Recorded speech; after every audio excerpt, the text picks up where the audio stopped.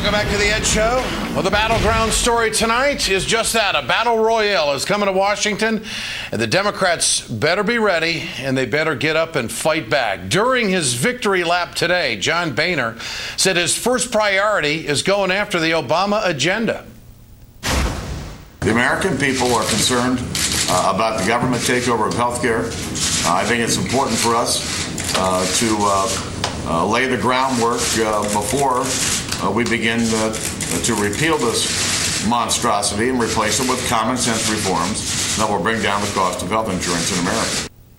Government takeover. Here we go with the same old bullet points in the rhetoric. Has anybody out there told you, folks, that you can't go see the doctor that you've been seeing? Have you gotten anything in the mail that tells you that you have to do this or that with your health care? They just don't stop. I give him credit. Boehner knows that he can't repeal the health care law, but that's what he's going to waste time and taxpayer dollars on, not on jobs and the economy like he promised during the campaign. This is proof positive the Republicans sold the American people a bill of goods during the midterm campaign, and they don't give a damn about you. They don't care about the middle class. They don't care about jobs. All they want to do is take down President Obama and get back to power. Concentrate the wealth. That's what they're about. Boehner's promise of a new way, well, they're just as lame as his barfly tears last night. I spent my whole life chasing the American dream. I put myself through school, working every rotten job there was, and in every night shift I could find. And I poured my heart and soul into running a small business. And when I saw how out of touch Washington had become with the core values of this great nation, I put my name forward and ran for office. Earlier in this program, I was asking Mr. Boehner about taking impeachment off the table, and now I'd like to ask Mr. Boehner another question tonight.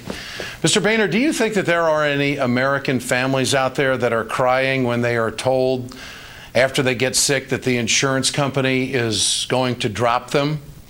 You see, we passed a law in this country, you were not a part of it, that said that insurance companies can't do that, and you want to repeal that. So do you think there's any tears with the middle class, Mr. Boehner? Or is it all about you all the time? The American people, they just don't buy it, I don't believe, when a career politician whines that Washington is out of touch. There's, you know, this is what turns people off. To think that we're going to be so enthralled with his story. Do you think there's any Americans out there, Mr. Boehner, that are working 2 and 3 jobs so they don't get foreclosed on? Huh? Do you ever think about that when you're on the golf course, when you're smoking a cigar and you're perfectly tanned and life is good for you out there? Congratulations on making it, Mr. Boehner. Now let's see if you can help other Americans make it, because that's what elected officials are supposed to do. Mr. Boehner, the unemployment benefits, question number 3 tonight, I guess. The unemployment benefits are going to be running out for millions of Americans before Christmas. Do you think they'll be crying at all, Mr. Boehner? Do you think they'll have a gut-wrenching holiday season? And are you going to be there to help them out in this time of economic strife? Or are you going to tell your story again and make sure that we relate to that? One thing about the capitalistic system and one thing about this great country is that it's all about freedom, but not everybody's going to make it. And sometimes along the way, some people are going to need some help. Mr. Boehner, you need to prove to the American people that you're not selfish. That's your challenge. Virginia Congressman Jim Moran joins me tonight. What is going to be the response from the liberal left in this country to Mr. Boehner? Congressman, good to have you with us tonight. Thank you, Ed. Your take on the months ahead, sir.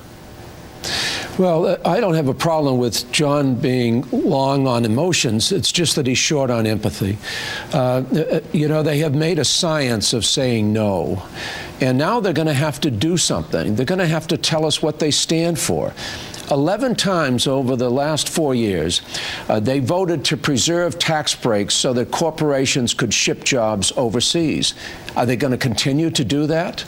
They got rid of our pay-go effort to balance the budget, keep cutting taxes. We have the lowest tax rate now since the 1920s at about 15%. We're willing to keep taxes low if they can show us where we're spending money that is not needed by the American people. The problem, Ed, is that the Republicans have run on the thesis that government can't work, that it can't help people. And now that they're elected, I'm afraid they're going to go about proving that. And that's not in the country's best interest. Now, they're going to find they're going to have a very short time frame to show that they have an alternative approach that is more in the public interest. I haven't seen it. I don't know where it is. I don't know how they're going to come up with it. He says that it's no time to compromise on their principles. Isn't that a line in the sand? And haven't they got a record to run on that, hey, record filibusters over in the Senate? I mean, legislatively, you guys passed, what, over 240 bills in the House. You lose a bunch of seats. So how does this all work out? Do you think the American people want this obstruction? Do you think they want this hardline approach, or do they want you to get along? What do you think? Well, so many of the American people see what happens through the prism of Fox News. But despite Fox News and the thousands of conservative radio stations, I don't see how they're going to be able to spin this if they don't come up with some positive way to generate jobs. The reality is that President Obama has created more jobs in the last year than President Bush did in the last 8 years. And as you know, we were losing jobs when the Republicans had control of all three branches of government. Now they're in power. And now the American people are going to ask something from them other than just saying no.